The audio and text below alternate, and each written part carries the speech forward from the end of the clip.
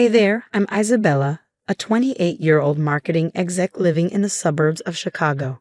I'm sitting in my favorite coffee shop, trying to focus on work, when my phone buzzes. It's my sister, Margaret. Ezzy, can you watch the kids tonight? I have a late meeting, she asks. I smile, already knowing my answer. Of course, V, you know I love spending time with Ethan and Sophia. Margaret's voice cracks a little. Thanks, sis. I don't know what I'd do without you. As I hang up, I can't help but think about how much has changed since Margaret's divorce.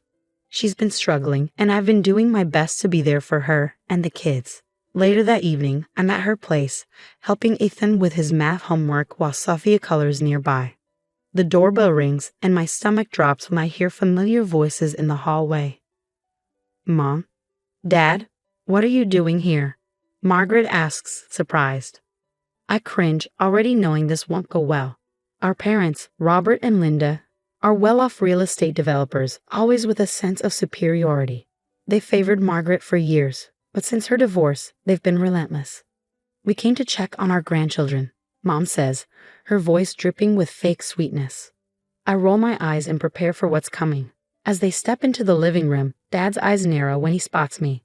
Oh, Isabella, you're here too. Yeah, just helping my sister, I reply, my voice laced with sarcasm. You know, being supportive. Mom ignores me, her focus solely on Margaret. Darling, we're worried about you. This divorce, it's not good for the children. Have you thought about reconciling with Mark?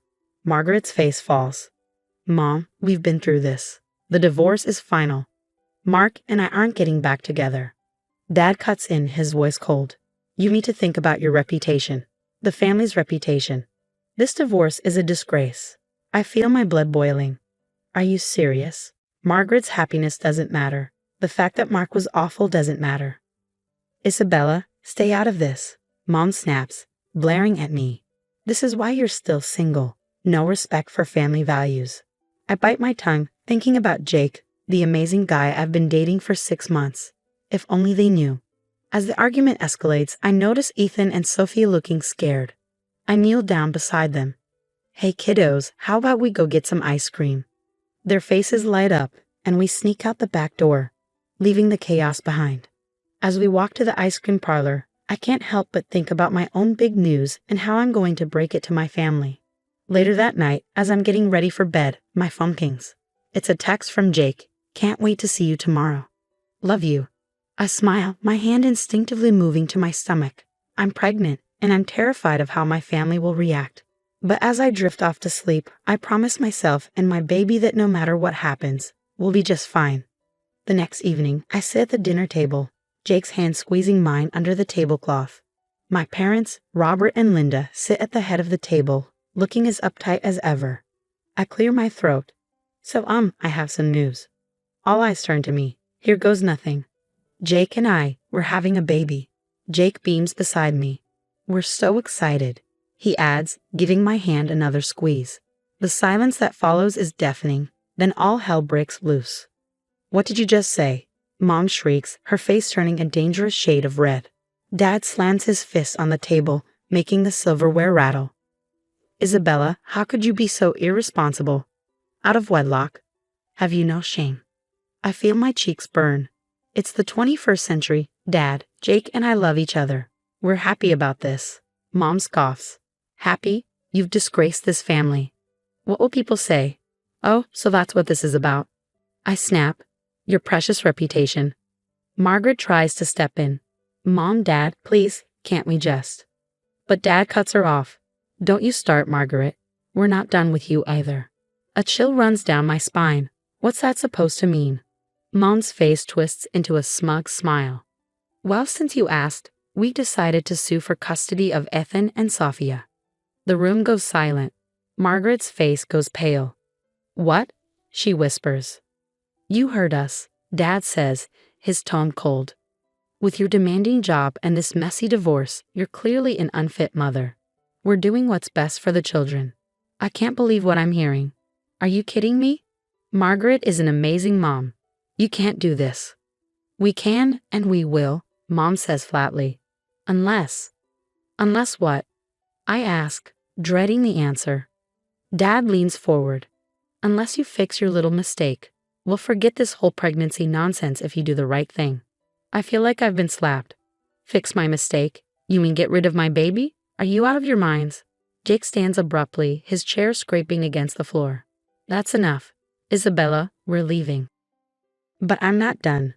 I turn to Margaret. Sis, you can't let them do this. Fight them. Margaret just sits there, tears streaming down her face, saying nothing.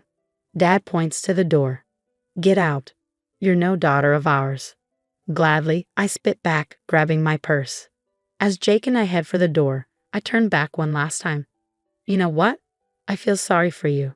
You're so obsessed with appearances that you've forgotten what really matters. Family, love, happiness. You're the ones who should be ashamed. With that, we walk out, slamming the door behind us. Once we're in the car, the reality of what just happened crashes down on me, and I break down, sobbing uncontrollably.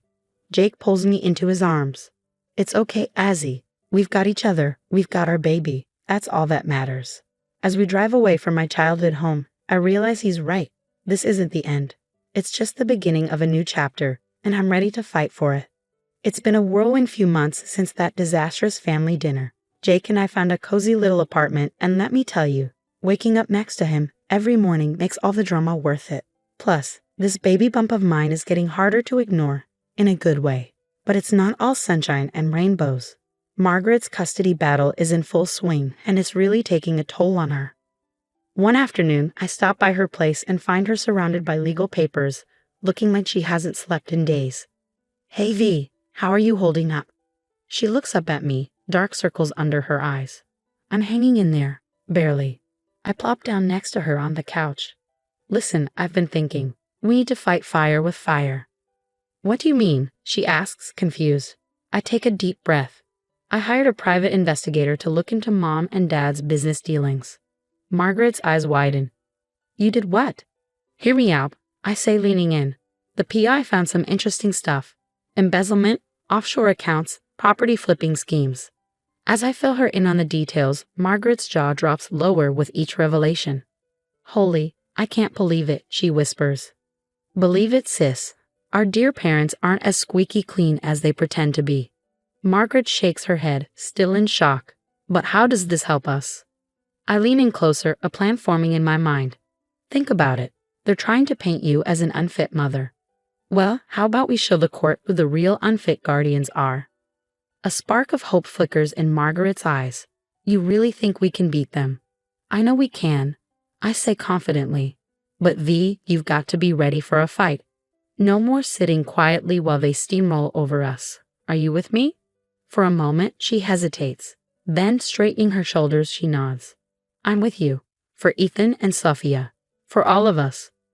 We spend the next few hours plotting, our heads bent together over my laptop. As we work, I feel the baby kick, as if saying, You've got this, Mom. That night, I drift off to sleep with my mind racing with plans and possibilities. Mom and Dad think they've got all the power, but they're in for one heck of a surprise. This mama bear is ready to roar, and I got the truth on my side. Maybe, just maybe, we'll save our family in the process, not the family they wanted us to be, but the family we choose to create. Strong, supportive, and real. The day of the custody hearing arrives, and I'm a bundle of nerves. My baby bump is now impossible to hide, and Jake has been my rock through it all. As we walk into the courthouse, I spot Margaret pacing nervously. You ready for this? I ask her. She nods, determination shining in her eyes. Let's do this. For Ethan and Sophia. Inside the courtroom, the tension is thick. Mom and Dad sit there looking smug as ever. If only they knew what was coming. When it's my turn to testify, I take a deep breath and spill it all. Your Honor, I say, my voice shaking but strong. My parents aren't fit to raise a goldfish, let alone 2 children. They see kids as accessories, not human beings with needs and feelings. Mom's face turns purple with rage, but I keep going. I tell the court about the anonymous tip to the SEC about their shady business dealings. Then Margaret takes the stand, presenting evidence of how Mom and Dad tried to manipulate Ethan and Sophia, filling their heads with lies about their mother. With every word, the truth chips away at the perfect facade our parents have built. This time, we aren't backing down. The judge, thoroughly unimpressed with my parents, doesn't take long to make her decision. Custody remains with the mother, Margaret. This case is dismissed. The relief on Margaret's face is palpable, but the drama isn't over. As we leave the courtroom, two men in suits approach Mom and Dad. Robert and Linda, we're with the Securities and Exchange Commission. You're under arrest for multiple financial crimes. Watching them being led away in handcuffs, I feel nothing. No joy, no sadness, just a sense of closure. Months pass and life settles into a new rhythm. Jake and I welcome our daughter, Hope, into the world. Holding her for the first time, I make a silent promise to always put her needs first. Margaret throws herself into being the best mom she can be. Seeing her with Ethan and Sophia, laughing, playing, makes all the struggles worth it. Jake and I have a small, intimate wedding. No fancy frills, just love and our closest friends. Margaret is my maid of honor, of course. As for Mom and Dad, last I heard, they're facing years in prison. Their assets are frozen, their reputation in tatters. But honestly, I don't think about them much these days. One sunny afternoon, I'm sitting in our backyard, Hope napping in her bassinet. Jake's grading papers, and I can hear Margaret and the kids laughing as they set up for a barbecue. I think about how far we've come, the family I've created. Jake, Hope, Margaret, Ethan, and Sophia. It's not perfect, but it's real. It's built on love, support, and honesty. Penny for your thoughts, Jake says, smiling as he leans into me. I smile back, just thinking about how lucky we are. How sometimes the family you choose is stronger than the one you're born into. Couldn't agree more, he says, squeezing my hand. As the smell of the grill fills the air and the kids' excited chatter echoes in the background, I know this is what family should be. We've been through hell, but we've come out stronger. And the future? It's looking brighter than ever. Now I have a question for you. How far would you go to protect your loved ones from manipulative family members? Would you expose their illegal activities, even if it meant potentially destroying your family's reputation and sending your own parents to prison?